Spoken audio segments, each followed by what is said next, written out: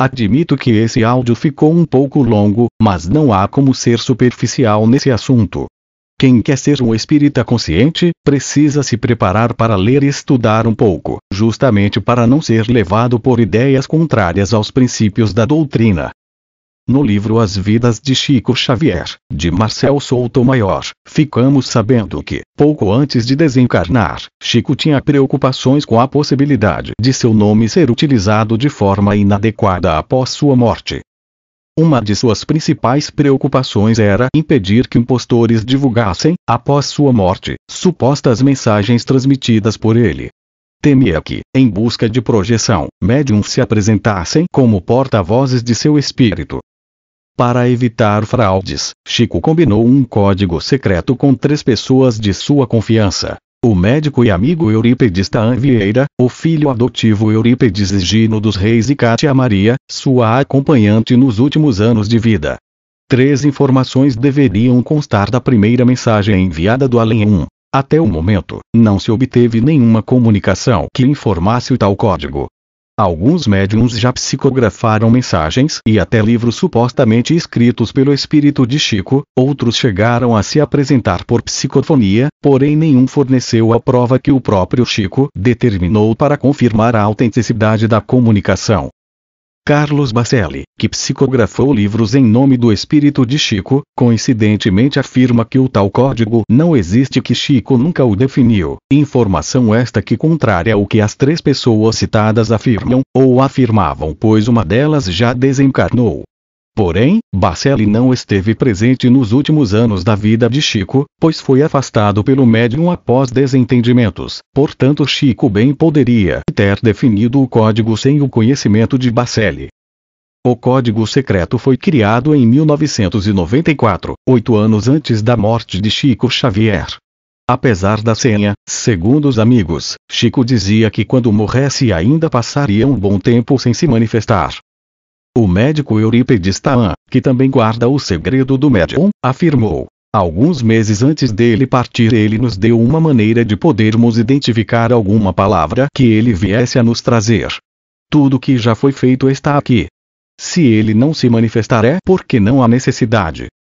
Eurípedes Gino, filho adotivo de Chico e um dos detentores do código, explicou o porquê da certeza de que o médium ainda não tenha se manifestado de forma escrita, como muitos acreditam. Acredito, como ele nos dizia, que tudo o que ele tivesse de escrever estava escrito. Ele está se manifestando e continuará se manifestando de várias maneiras. Pessoas nos contam que sonharam com ele, que viram ele, sentiram a presença dele. O que ele comentava era com a psicografia, com a escrita, a manifestação não iria acontecer. Chico nunca se comportou como se fosse alguém importante. Gostava de dizer que não passava de um cisco. Porém, Chico não era burro e sabia da importância que sua figura representava para o movimento espírita. Por isso sabia que, após sua morte, o plano espiritual inferior tentaria introduzir falsos conceitos com a sua assinatura, ou mesmo desacreditá-lo, pois algo dito por Chico seria muito considerado. Esse foi o motivo da elaboração do código. O tempo provou que o código não impediu que médiuns, inclusive respeitados por muitos espíritas, alegassem estar recebendo mensagens de Chico Xavier. Alguns espíritas inclusive defendem que a falta do tal código não invalidaria o texto. Ou seja, acreditam que Chico inventou um sistema antifraude somente para não utilizá-lo posteriormente. Mas o que Chico não conseguiu prever foi que o plano espiritual inferior é muito mais esperto do que se pensa. Não podendo escrever em nome de Chico sem o código e ser aceito, irrestritamente, por todos os espíritas, lançou mão de outro artifício. A afirmação retrospectiva. O que vem a ser isso? Diversas pessoas, algumas que tiveram um bom contato com Chico, outras que só se encontraram raras vezes, começaram a dar declarações e até escrever textos citando informações ditas por Chico antes de sua morte. Porém, a maioria dessas informações causa estranheza, pois o conteúdo difere de tudo que Chico já havia afirmado ou comentado e que havia sido publicado antes de sua morte. Assim é que, de tempos em tempos, surge algum caso de Chico, contado por uma pessoa que alega uma intimidade que nem sempre é confirmável. A forma como isso é contado parece mesmo um caso real, mas o conteúdo da informação, muitas vezes, é totalmente diferente daquilo que se conhece do comportamento e pensamento do médium. Então, historias que mostram um Chico dando lição de moral no autor ou criticando duramente o erro alheio, coisas que ninguém que conviveu com Chico jamais presenciou, passam a ser citados como verdades inquestionáveis. É como se, após a morte de Chico, surgissem vários outros Chicos, cada um com características próprias. Como não se trata de psicografia, mas de lembranças de pessoas que conviveram com Chico, os espíritas não aplicaram o rigor ensinado por Kardec diante de mensagens do além. Afinal, foi Chico que disse. Mas as lembranças de pessoas realmente são incontestáveis. Estudos mostram que, raramente, uma pessoa é capaz de descrever fielmente um fato que presenciou. Esses estudos são sempre citados por ocasião de julgamentos, quando uma testemunha afirma categoricamente algo. A mente humana nos prega peças. Assisti a um documentário sobre o assunto. Um grupo de pessoas assistiu a um vídeo e, depois, foi perguntada a cor da mochila que a pessoa usava. As pessoas se dividiram em dois grupos, um que afirmava que a mochila era branca, outro que a mochila era azul. Quando o vídeo foi repassado, a pessoa não usava mochila alguma. O examinador simplesmente induziu as pessoas a acreditar nisso. E, para o estudioso espírita, existe a informação adicional de que certos espíritos podem criar ilusões sobre pessoas suscetíveis. No caso de médiums, pode haver fascinação a ponto desse médium não ter mais condições de notar que está sendo enganado. Preferimos pensar nessas possibilidades do que na hipótese mais triste de simples fraude e má-fé. Porém, qualquer uma delas é igualmente destrutiva para a reputação de Chico e do próprio espiritismo. O que mais causa espanto é que pouquíssimos espíritas questionaram o conteúdo de muitas dessas mensagens. Parece que o desejo de ter novamente o médium mineiro entre nós foi tão grande que qualquer um que anunciasse ter mensagens de Chico é automaticamente considerado digno de confiança. Esquecem que o próprio Chico já admitia a existência de médiums inescrupulosos ao criar o código. De todas as mensagens de Chico, psicografadas ou lembradas, aquela que mais notoriedade ganhou foi a alegada profecia para 2019. Na edição 439, de maio de 2011, do jornal A Folha Espírita, foi lançado um artigo escrito pela senhora Marlene Nobre em que constam supostas revelações do médium Francisco C. Xavier, feitas de maneira informal em 1986, sobre o futuro do planeta e, mais especificamente sobre o Brasil. Essas informações haviam sido passadas por Chico ao, na época, adolescente Geraldo Lemos, entrevistado por Marlene nesse artigo. O conteúdo dessa revelação choca aqueles que conhecem um pouco mais da doutrina espírita, mas não chocou tanto aqueles pouco afeitos à leitura das obras básicas ou mais crédulos.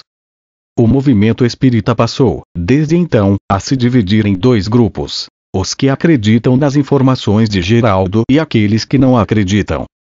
Uma das pessoas que analisou profundamente o conteúdo das revelações foi o escritor e palestrante espírita Nelson Moraes.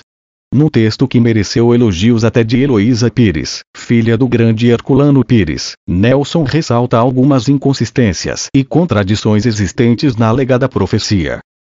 Na alegada conversa com Geraldo, Chico teria dito, ao se referir a uma reunião que estava prevista entre os líderes espirituais do Sistema Solar: "Estou informado que essa reunião de fato já ocorreu. Ela se deu quando o homem finalmente ingressou na comunidade planetária, deixando o solo do mundo terrestre para pisar pela primeira vez o solo lunar." Nelson Moraes comenta: "Ora, devemos entender então que o que conta para projetar o ser humano à comunidade planetária é o seu avanço tecnológico?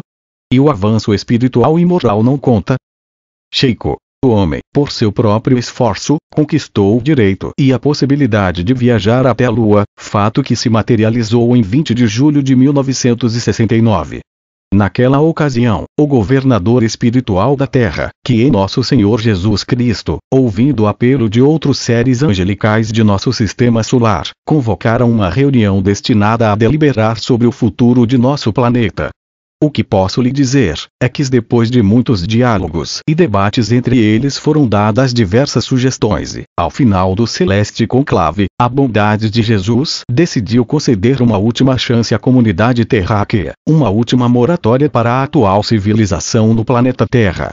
Todas as injunções kármicas previstas para acontecerem ao final do século XX foram então suspensas, pela misericórdia dos céus, para que o nosso mundo tivesse uma última chance de progresso moral.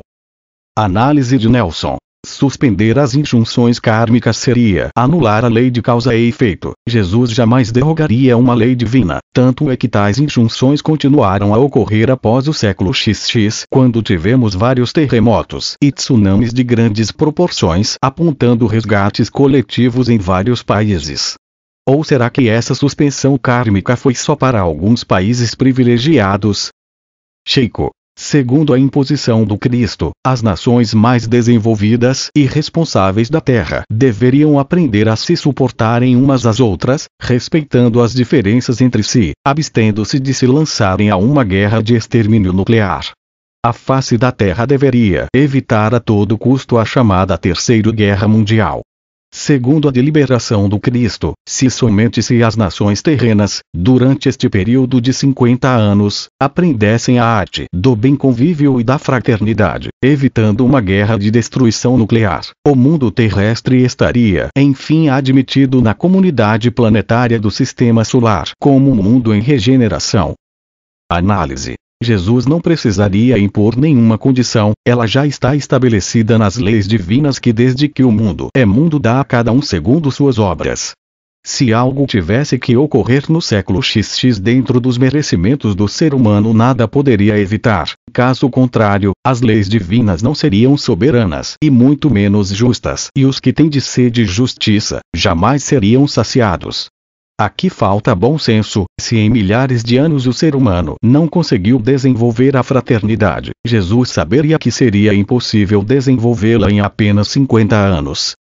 Sheiko. Se evitarmos a guerra, nós alcançaremos a solução para todos os problemas de ordem social, como a solução para a pobreza e a fome que estarão extintas. Teremos a descoberta da cura de todas as doenças do corpo físico pela manipulação genética nos avanços da medicina. O homem terrestre terá amplo e total acesso à informação e à cultura, que se fará mais generalizada. Também os nossos irmãos de outros planetas mais evoluídos terão a permissão expressa de Jesus para se nos apresentarem abertamente, colaborando conosco e oferecendo-nos tecnologias novas, até então inimagináveis ao nosso atual estágio de desenvolvimento científico. Haveremos de fabricar aparelhos que nos facilitarão o contato com as esferas desencarnadas, possibilitando a nossa saudosa conversa com os entes queridos que já partiram para o além-túmulo. Enfim, estaríamos diante de um mundo novo, uma nova terra, uma gloriosa fase de espiritualização e beleza para os destinos de nosso planeta.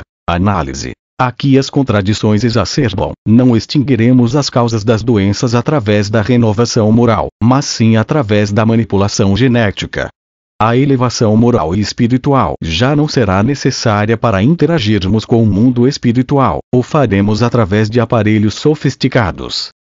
Geraldo. No caso de uma guerra nuclear tornar o hemisfério norte inabitável, segundo Chico me revelou, o que restasse da ONU acabaria por decidir a invasão das nações do hemisfério sul, incluindo-se aí obviamente o Brasil e o restante da América do Sul, a Austrália e o sul da África, a fim de que nossas nações fossem ocupadas militarmente e divididas entre os sobreviventes do Holocausto no hemisfério norte.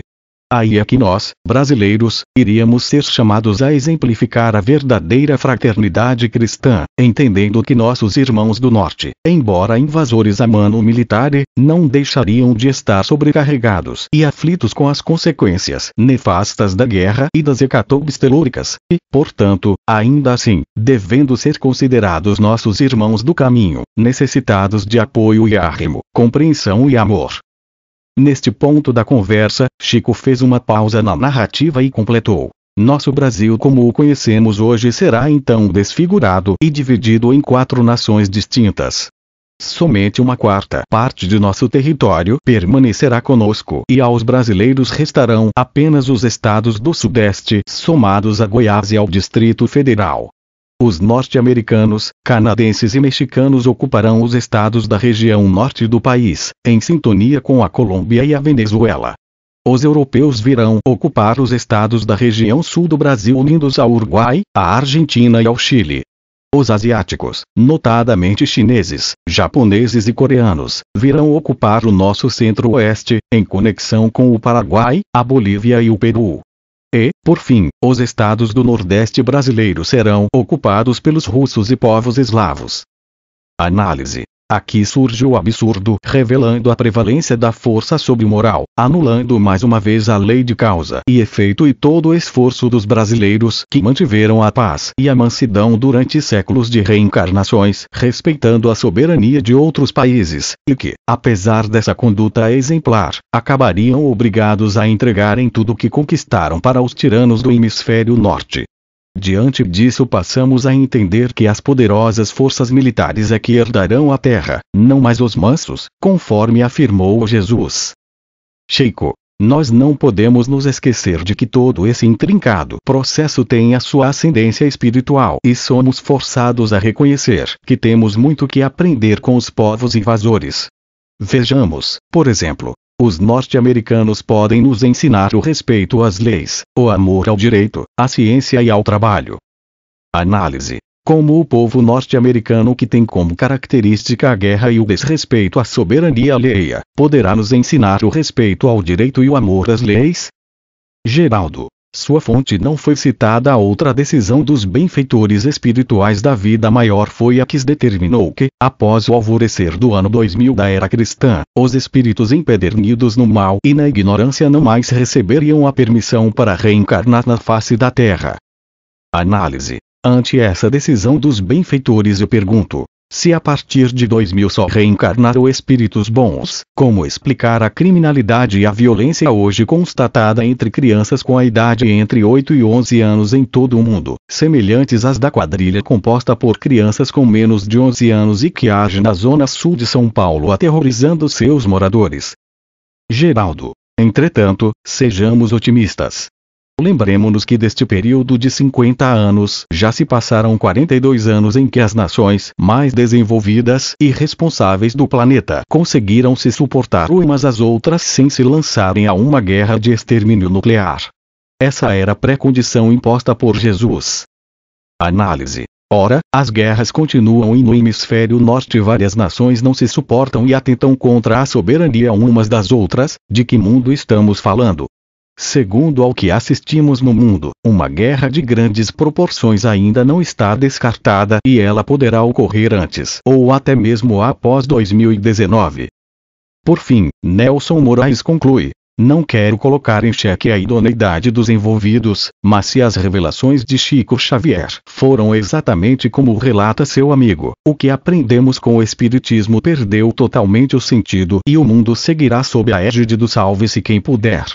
2. Outros autores respeitados no meio espírita comentaram igualmente o conteúdo das revelações, enquanto outros nem se dignaram a falar do assunto, por considerá-lo extremamente questionável. Alertam que o plano espiritual superior não revela nada inutilmente. Porém, a divulgação desse tipo de profecia, do modo como está sendo feito, em nada contribui para a reforma íntima das pessoas. Um texto de Rinaldo de Souza comenta que é o tipo de informação duvidosa que, em nossa opinião, deve ser evitada a divulgação para que não venhamos associar a imagem do espiritismo com eventuais práticas de ocultismo e adivinhação, caracteres esses não aderentes à sua essência quanto ciência filosófica. 3. Outro ponto que Rinaldo aborda é que, se essa informação corresponde a uma realidade que será confirmada na data especificada, por que a mantiveram escondida por mais de 25 anos em detrimento do esclarecimento das pessoas? Se ela era tão importante assim, por que não revelaram logo que foi recebida, para que as pessoas pudessem ter mais tempo de se regenerar? Em 25 anos, é possível conscientizar muita gente. Ocultar algo assim tão grave seria, ao nosso ver, no mínimo uma indiferença para com as pessoas que ainda teriam tempo de tentar mudar seus comportamentos para garantir sua permanência neste mundo. Outro fator importante a se considerar é que, como os espíritos superiores não são indiferentes e nem cruéis conosco, uma vez percebendo a ocultação de uma informação de tal relevância para a humanidade, eles dariam o mesmo tipo de comunicação através de muitos outros médiums, assim como foi com a codificação, de modo que a verdade não ficasse confiada somente nas mãos de um único escolhido. Os espíritos superiores não são imaturos a ponto de revelarem uma informação de tal magnitude restritivamente, correndo o risco de ser eventualmente perdida caso o escolhido viesse, por exemplo, a desencarnar ou sofrer algum problema de saúde que o deixasse incapaz de repassar a informação. Sendo assim, nos permitimos o direito de manter reserva com relação a aceitar de imediato como verdade esse tipo de publicação. Cada vez que uma dessas revelações acima caiu na internet, foi um show de mensagens bombásticas daqui e dali. O mais espantoso é que não há sequer unidade de pensamento entre elas. Cada revelação chuta uma data completamente diferente da outra, sem o mínimo de proximidade e elementos justificáveis. É nessa hora que recorremos à codificação para tentarmos chegar a uma ideia mais apurada de quem estaria com a verdade. Felizmente Kardec, a Sociedade Parisiense de Estudos Espíritas e os espíritos superiores não se omitiram com relação a esse assunto. São recorrentes as citações informando que a determinação de datas para os acontecimentos não é uma postura de espíritos esclarecidos. Segue um trecho da nota de Kardec em O Livro dos Médiuns, item 303. Devem, além disso, considerar-se suspeitas, logo à primeira vista, as predições com época determinada, assim como todas as indicações precisas, relativas a interesses materiais. Como consequência do livro Não Será em 2012, lançou-se recentemente um documentário intitulado Data Limite, segundo Chico Xavier, título mais compatível com filmes do cinema catástrofe. Nesse documentário, os autores procuram dar um ar de legitimidade ao conteúdo do livro, citando a famosíssima entrevista de Chico no programa Pinga Fogo, em 1971. Na verdade, vemos que alguns trechos das falas de Chico, ou Emmanuel, pois nunca sabemos quando as informações provêm dele, foram totalmente retirados do contexto e utilizados como respaldo às alegações do livro. Na verdade, o trecho do programa Pinga Fogo que foi utilizado como base para essa profecia e que vem sendo citado como prova de que Chico realmente disse isso, ocorreu quando o jornalista Luiz Lopes perguntou a Chico se os mentores espirituais de Chico Xavier acreditavam que, em nossa atual civilização, o homem poderia entrar em contato com civilizações de outros planetas. Como Chico condiciona essa resposta sobre a conquista espacial e contato com outras civilizações à resposta dada à jornalista L. Alves sobre a transição planetária, vejamos primeiro o que Chico respondeu a ela. Nós nos encontramos no limiar de uma era extraordinária, se nos mostrarmos capacitados coletivamente a recebê-la com a dignidade devida. Se os países mais cultos do globo puderem suportar a pressão de seus próprios problemas, sem entrarem em choques destrutivos como, por exemplo, guerras de extermínio, que deixarão consequências imprevisíveis para nós todos no planeta, então veremos uma era extraordinariamente maravilhosa para o homem, porque a própria automação, diz ele, nos está dizendo que nós vamos ser aliviados ou quase que aposentados do trabalho mais rude no trato com o planeta, para a educação da nossa vida mental, através de informações sobre o universo, com o proveito enorme, proveito incalculável, para o benefício da humanidade. Mas isso terá um preço. Terá o preço da paz. Se nós pudermos nos suportarmos uns aos outros, quando não nos pudermos amar uns aos outros, segundo os preceitos de Jesus, até que essa era prevaleça provavelmente no próximo milênio, não sabemos se no princípio, se nós meados ou se no fim. Agora, vamos à resposta à pergunta de Luiz Lopes. Estamos subordinando a resposta ao mesmo critério com que foi estruturada a informação para nossa estimada entrevistadora, L, que falou sobre a nova era. Se não entrarmos numa guerra de extermínio nos próximos 50 anos, então nós podemos esperar realizações extraordinárias da ciência humana, partindo da Lua. Em seguida, Chico comenta que Emmanuel fazia um paralelo da ida do homem à Lua com a vontade de Colombo de descobrir outro caminho para as Índias. E continua. Então, nós não podemos também acusar os nossos irmãos, que estão se dirigindo à Lua para pesquisas, que devem ser consideradas da máxima importância para o nosso progresso futuro, porque as despesas efetuadas com isso serão naturalmente compensadas, talvez com a tranquilidade para uma sociedade mais pacífica na Terra, porque, se não entrarmos por exemplo num conflito de proporções imensas, então na Lua é possível que o homem construa as cidades de vidro, as cidades estufas, onde cientistas possam estabelecer pontos de apoio para a observação da nossa galáxia. Essas cidades não são sonhos da ciência, essas cidades, naturalmente com muito sacrifício da humanidade terrestre podem ser feitas e provavelmente vai se obter azoto, oxigênio e usinas de alumínio e formações de vidro e matéria plástica na própria Lua, para a construção desses redutos da ciência terrestre. Provavelmente, a água será fornecida pelo próprio solo lunar. Então teremos, quem sabe, a possibilidade de entrar em contato com outras comunidades da nossa galáxia. Então, vamos, definitivamente, encerrar o período bélico na evolução dos povos terrestres, porque nós vamos compreender que fazemos parte de uma família universal, que não somos o único mundo criado por Deus. Portanto, nós precisamos prestigiar a paz dos povos, a tranquilidade de todos, com o respeito de todos, com a veneração máxima pela ciência, para que nós possamos oferir esses benefícios no futuro talvez mais próximo do que remoto, se nós fizermos por merecer. 4. Todos os grifos são meus. Ou seja, o tal prazo de 50 anos nunca foi citado como um prazo dado por Jesus para a Terra se endireitar, nem foi dito como um prazo rígido e sim como um exemplo. Chico chega a falar explicitamente que a transição poderia ocorrer no final do terceiro milênio, que termina no ano 3000. Como poderia estar falando em mudanças apocalípticas ocorrendo em 2019, no comecinho do milênio? Muitos espíritas assumiram uma posição neutra em relação às profecias. Alegam que não devemos entrar em atrito dentro do movimento. Essa atitude em tudo difere da atitude de Kardec quando, já no século XIX, alguns críticos tentavam vincular o espiritismo a práticas falsas. O codificador nunca se omitiu, inclusive defendendo a si próprio quando o ataque poderia comprometer seu trabalho. Outra alegação, muito comum, é que não precisamos nos preocupar, pois Jesus está no comando da sua mensagem e não deixará nada de mal ocorrer. E, por acaso, Jesus não estava no comando da sua mensagem no cristianismo primitivo. E os homens igualmente deturparam sua mensagem. E não estava no comando quando os primeiros reformadores se levantaram contra a Igreja Católica. E, mais uma vez, os homens se distanciaram do conteúdo da sua mensagem, atendo-se somente à forma. Será que esses espíritas acreditam que Jesus lançou a base do cristianismo para, somente 18 séculos depois, prosseguir com sua mensagem na França e, depois, transferi-la para o Brasil?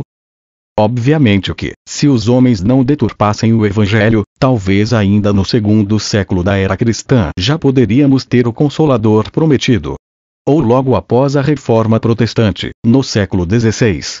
O que faz esses espíritas acreditarem que, se deturparem a mensagem de Kardec, Jesus não poderá escolher outro local e outro grupo religioso, talvez inexistente atualmente, para prosseguir seu trabalho. Lembremos que os espíritos superiores não têm pressa. Quem tem pressa somos nós. Para eles, se levamos 500 anos ou mais para evoluirmos será triste, mas não será errado. Ninguém irá nos evoluir na marra. Não deixa de ser arrogante, da parte dos confrades espíritas, acreditarem que são imunes a uma degeneração que afetou correntes religiosas que tiveram Santo Agostinho, São Francisco de Assis, São Vicente de Paulo, Jean Hus, Lutero, Calvino. Porque esses vultos do cristianismo não foram igualmente protegidos. Porque o livre-arbítrio é uma lei. Nenhum espírito superior irá violentar nossas consciências se decidirmos seguir o místico, o maravilhoso, a fantasia. Aqui voltamos ao assunto do código deixado por Chico. Qual o motivo dele ter criado o tal código? Para que seu nome não fosse usado para difundir ideias e conceitos que fossem contrários à verdade e, principalmente, para que o respeito que Chico levou ao espiritismo não fosse maculado. E o que nossos confrades estão fazendo? Divulgando, impensadamente, essas profecias, como sendo provenientes de Chico. esquecem que o plano espiritual superior não define datas rígidas em suas mensagens. Não pararam para pensar no efeito que um fracasso nessas previsões poderia trazer.